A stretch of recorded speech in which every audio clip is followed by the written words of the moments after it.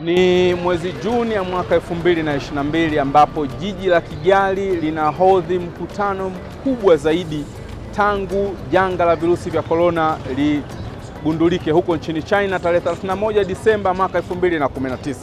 Na kwa mara ya kwanza katika historia, mkutano unaowakutanisha watu wengi kwa wakati mmoja wa mataifa tofauti tofauti unafanyika hapa Kigali nchini Rwanda. Ni mkutano unaowakutanisha wakuu wa nchi wa Jumuiya ya Madola ambao unatarajiwa kuwakutanisha wakuu wa nchi takriban 54 hapa katika jiji la Kigali. Lakini kabla ya mkutano huo hujafanyika, kuanzia tarehe 19 mpaka tarehe 24 kutakuwa na mikutano midogo midogo, ambapo mikutano hiyo ndio itayounda ajenda za kuelekea kujadiliwa katika mkutano unaowakutanisha wakuu wa nchi. Mkutano unaowakutanisha jukwaa la vijana, mkutano wa jukwaa la biashara, mkutano wa jukwaa la wanawake ni miongoni mwa mikutano ambayo inaenda kuunda ajenda muhimu za kujadiliwa na kujadili hatima ya changamoto tofauti tofauti zinazokabiliana nchi wanachama wa Jumuiya ya Madola. Kumbuka tu nchi takribani ya 32 kati ya nchi 54 ndani ya Jumuiya ya Madola zinatoka katika nchi ndogo ndogo, haswa nchi ambazo ziko pembezoni mwa bahari, nchi ambazo kwa sehemu kubwa sana sekta kama ya kilimo na biashara ni sekta muhimu sana katika ukuzi wa uchumi wa mataifa hayo. Nchi ambazo nazizungumzia ni nchi ambazo kwa asilimia kubwa sana zimeathirika na mwenendo wa tabia nchi, ambapo mabadiliko ya hali ya hewa yanasababisha changamoto kubwa sana ya uzalishaji. Lakini kadhalika pia changamoto kubwa katika nchi zote 54 zimeathirika sana na janga la virusi vya corona. Nchi hizo ikiwemo nchi ya Tanzania, Rwanda, Uganda, Kenya na nchi nyingine za mataifa yote 54 zimeathirika pakubwa sana na janga la virusi vya corona. Hatimaye sasa kwa mara ya kwanza wanakutana wakuu wa nchi wanachama wa Jumuiya ya Madola. Kubwa zaidi ni kujadiliana hatima baada ya hatua za kuifungua dunia.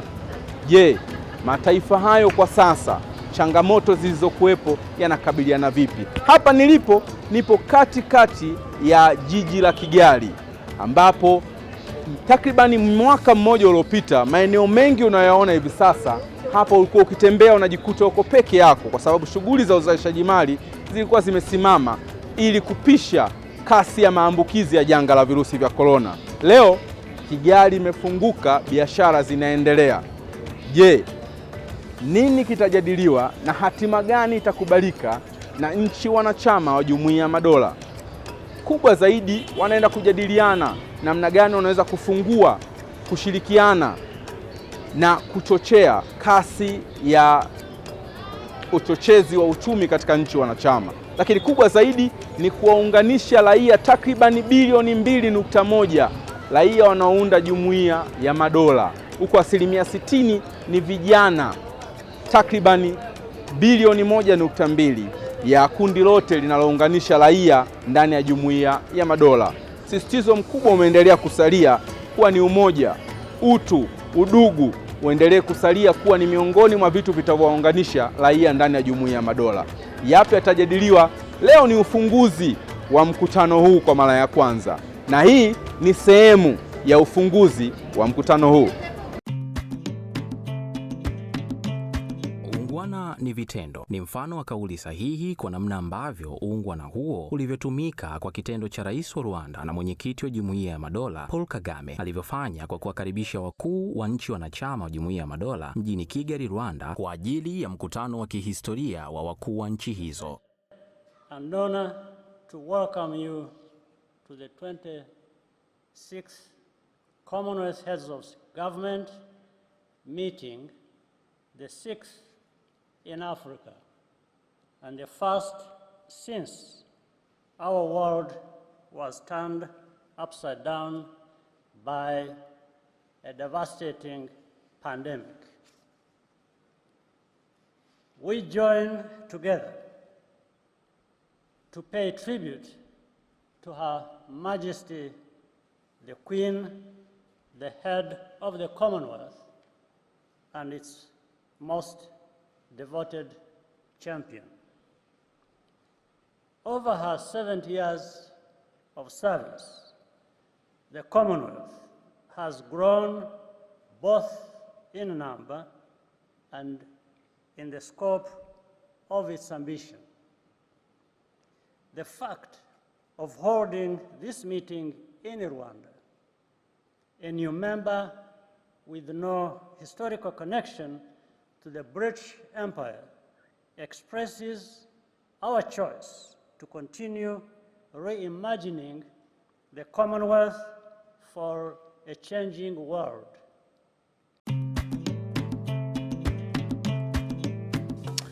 Vijana wamekubaliana hatua 6 kubwa ambazo wanazibeba kuzipeleka katika mkutano wa wakuu wa nchi wanachama wa Jumuiya ya Madola, mkutano ambao unatarajiwa kufanyika kuanzia tarehe 24 mpaka tarehe 25. Na siku ya tarehe 25, siku ya Jumamosi ya mwaka 2000 ya tarehe 25 mwezi Juni ya mwaka 2022, vijana watapata nafasi ya kukutana na wakuu wa nchi 54 kujadili hatua 6 ama 6 action plan za vijana walizokubaliana katika mkutano wao. Yapi yatatokea? Endelea kubaki na mimi ni kuoneshe mengi zaidi yanayosanjari hapo. Jukwaa la vijana lilikuwa ni kielelezo cha kwanza kwa mkutano wa wakuu wa nchi wanachama wa Jumuiya ya Madola 2022 mjini Kigali, Rwanda. Youth population is our greatest untapped asset. Siku ilianza katika ukumbi wa mikutano wa Intare Arena kwa hotuba ya ufunguzi kutoka kwa wawakilishi wa Rwanda, Baraza la Vijana la Jumuiya ya Madola, Naibu Katibu Mkuu wa Jumuiya ya Madola, na neno la ufunguzi kutoka kwa Rosemary Mbabazi, Waziri wa Vijana na Utamaduni wa Rwanda. It is my utmost pleasure to officiate the opening ceremony of the Commonwealth Youth Forum 2022 under the theme Taking Charge of Our Future. Na viongozi wa kamati ya Jumuiya ya Madola, vijana walitumia jukwaa hilo kuweka msisitizo juu ya umoja, mshikamano na fursa ambazo wanapaswa kuzipata. Yes, young people are responsible for taking action. I feel excited that it brings young people together and share ideas that we can go out there, be motivated and go out there and take action, which is crucial. Vijana lilifanyika kwa siku 2, likikamilika kwa siku ya kwanza kwa uzinduzi wa mpango wa uchukuaji hatua endelevu ambao ulifungua mlango wa siku iliyofuata kuanza kwa utekelezaji wa fursa zinazofikika. Vilevile, jukwaa hilo lilisisitiza utengenezaji wa fursa hizo kwa kuzingatia ubunifu, uvumbuzi na kuendelea na juhudi za kujifunza kubadili mienendo ya maisha.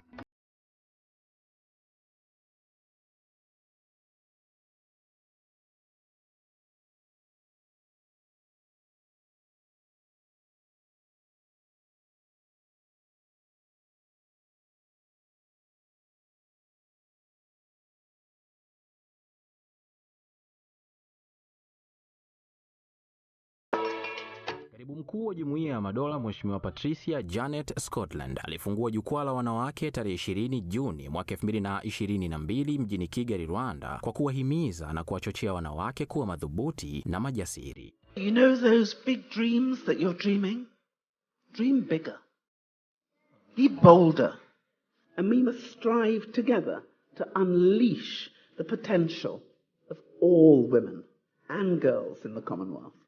This forum is a golden opportunity to take decisive steps towards these goals and build a safer, more secure, more prosperous future for all.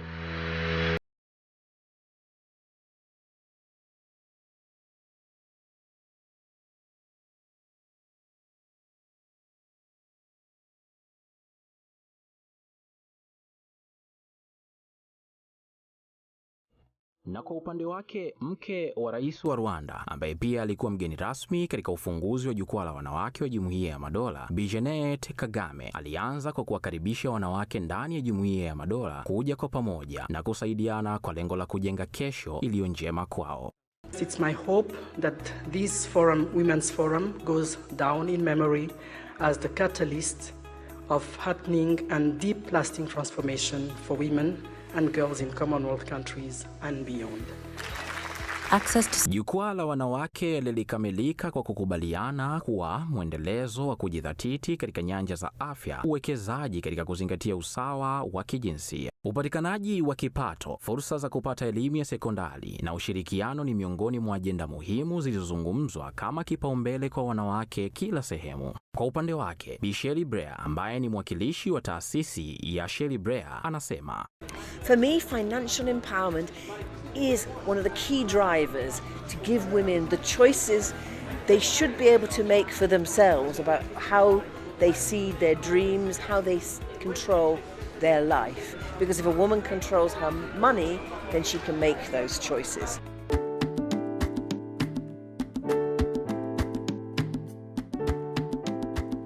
Mabadiliko ya tabia nchi, janga la virusi vya korona halijaathiri tu sekta tofauti, sekta ya kijamii na sekta za utalii, lakini kwa mjumuisho wote hali ya uchumi ya dunia ilidolola. Hilo ukilisema moja kwa moja unagusa athari kubwa katika mfumo wa kibiashara na miingiliano ya kibiashara. Hiyo inasababishwa na sababu za msingi zilizochukuliwa katika kuzuia kusambaa kwa maambukizi ya janga la virusi vya korona.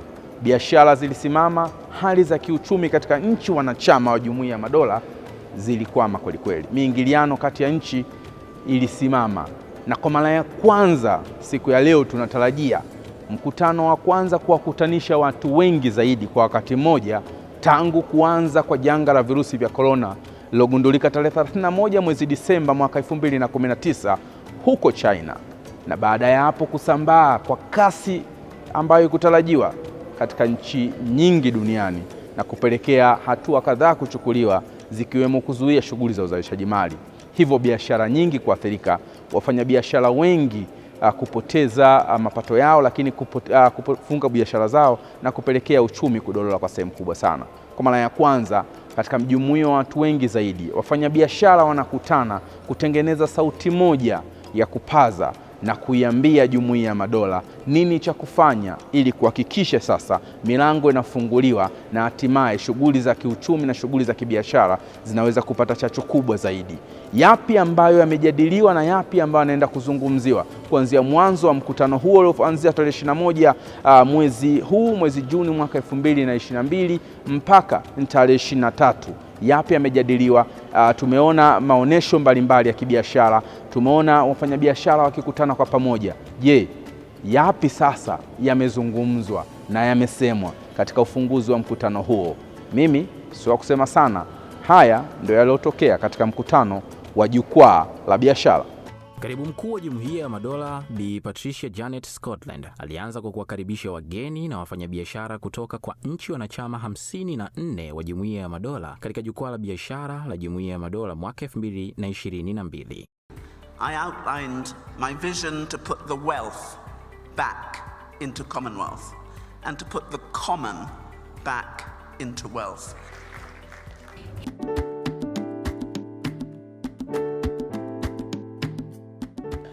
We need to keep making sure that the Commonwealth, when we talk about the Commonwealth, we actually mean the Commonwealth. No one is left behind. I think this is what we have to focus on. Pia ilizungumzwa na Lord Jonathan Maryland. This is the Commonwealth family. This is what is gathered for the next few days to celebrate and to create a future and a big future for the Commonwealth. Mengi sana yamejadiliwa, wafanyabiashara wengi wamekutana, lakini wamepashana ujuzi njia gani mbadala zinapaswa kufanyika kwenye kuhakikisha tu changamoto zilizotokana na janga la virusi vya korona, lakini changamoto za tabia nchi na masuala kadha wa kadha ambayo yanakuwa ni vizuizi vya miingiliano ya kibiashara kuweza kutatua kero mbalimbali za biashara, sera mbalimbali kwa mataifa, lakini pia hatua mbalimbali za kuzuia miingiliano kati ya nchi wanachama na kutengeneza mabadiliko ya kisera kwenye kuhakikisha tu kunakuwa na mwingiliano mzuri, lakini kunakuwa na ushirikiano mkubwa wa kibiashara ili kuweza kukuza uchumi katika nchi wanachama, haswa nikizungumzia na zilizozungumziwa sana zile nchi 32 ambazo tunasema ni nchi ndogo ama small states, ambazo mara nyingi sana nchi hizo zinakuwa katika maeneo maeneo ya visiwa. Zimezungumzwa sana, vimeguswa sana hapo. Yako mataifa mengi sana nchi wanachama ambayo yanatoka huko, kama nilivyokujuza, mataifa 32. Kwa sehemu kubwa sana kila mtu na kila mfanyabiashara mkubwa ameweza kuonesha kitu gani ambacho anacho ambacho kinaweza kumfaidisha mwingine.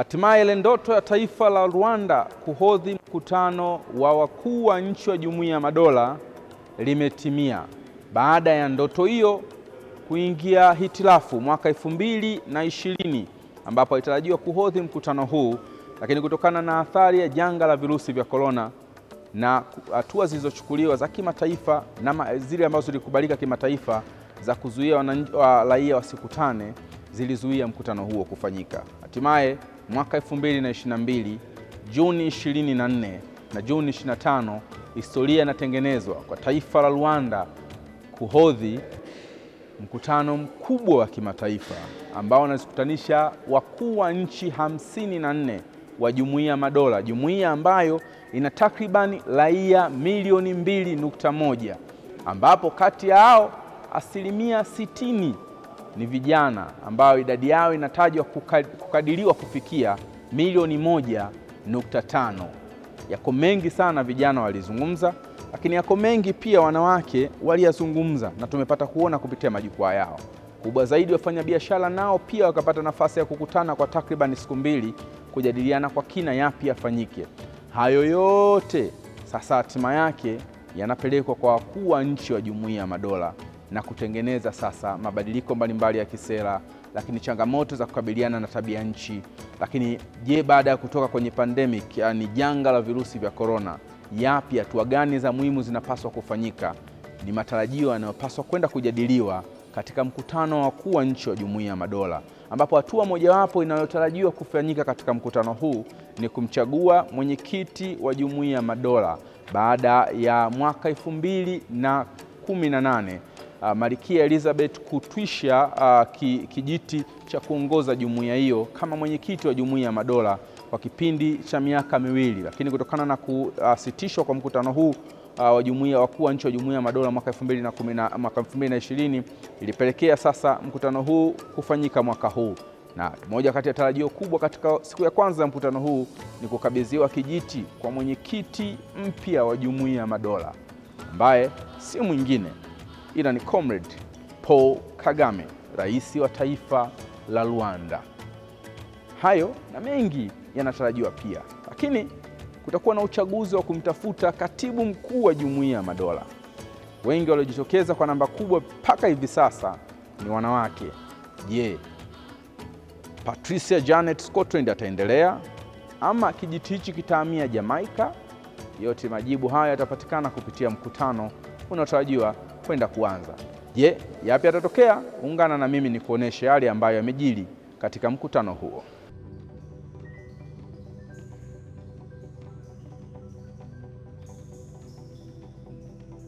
The Prime Minister of the United Kingdom.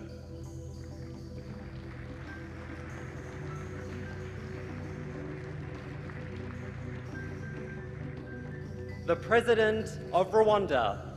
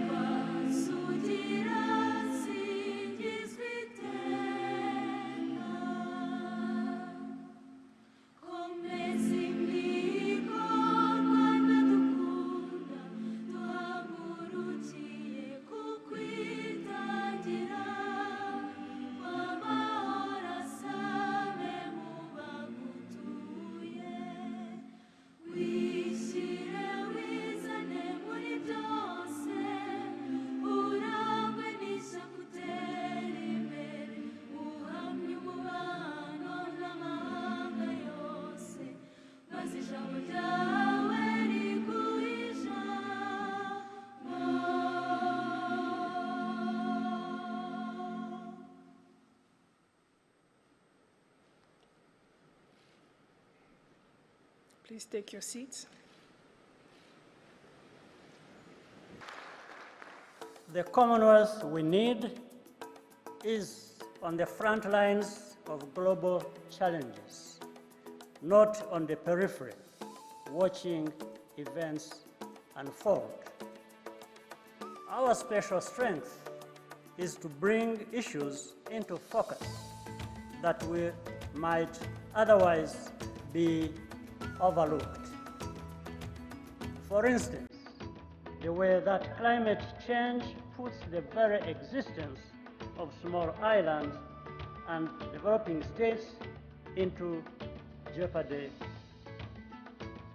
or the possibility to transcend size and geography by leveraging new technologies to create high-quality global jobs for our youth right at home. We are united by a shared language, whether English is our first, second, third, or even fourth one. But what really defines us are the values enshrined in the Commonwealth Charter and a commitment to good governance, the rule of law, and the protection of rights. That's why we shall always remain open to new voices and new members. And wherever we might fall short, we find solutions. The Commonwealth is part of that system, brought together to bring a touch of healing to kinships which were changing, but which continue to bind us. I believe profoundly that the Commonwealth today, in 2022, is a beacon within that international system, a place where people come together, where we work together, where no voice is louder or more important than any other, and where no one is left behind. Yes, we have shared interests and practical advantages, but we are the most significant grouping of countries in the history of the world, which is bound, above all, by values which we all aspire to. These values of peace and justice, of tolerance, respect, and solidarity, and our role as the foremost international champion for small and vulnerable states, remain our enduring responsibility. They express a vision for the world that will outlast all of us. They make us different. They make us special. Honoring these values and that vision is our most sacred trust and our gift to the generations which will follow. Today, as we gather in the midst of new and decisive shifts in our world, it is imperative that those values shape the choices we will make in the hours and days ahead. The economic damage of COVID and mounting debt confront us all. The rapid intensification of climate change poses an existential threat. The tremors of conflict and instability in our world, the spiraling costs of food and fuel, and economic uncertainty threaten a serious and protracted crisis. This Chogm is first and foremost an opportunity to find answers to these questions. It will not be easy. We will have to dig deep. We will have to respect each other and find what joins us. A common future that benefits all our citizens. We too must find ways new ways to acknowledge our past. Quite simply, this is a conversation whose time has come. Your Excellencies, conversations start with listening, and as the Queen said at our last meeting, the Commonwealth has always been and remains a global association which believes in the tangible benefits that flow from exchanging ideas and experiences and respecting each other's point of view. Our ingenuity, knowledge and ideas, our courage and determination are truly our common wealth. By unlocking our potential, we can build a future in which all our people have a stake, ensuring that our Commonwealth Charter represents not just words on a page, but the lived experience of all. And in so doing, we will equip our children and grandchildren to be agents of a better future.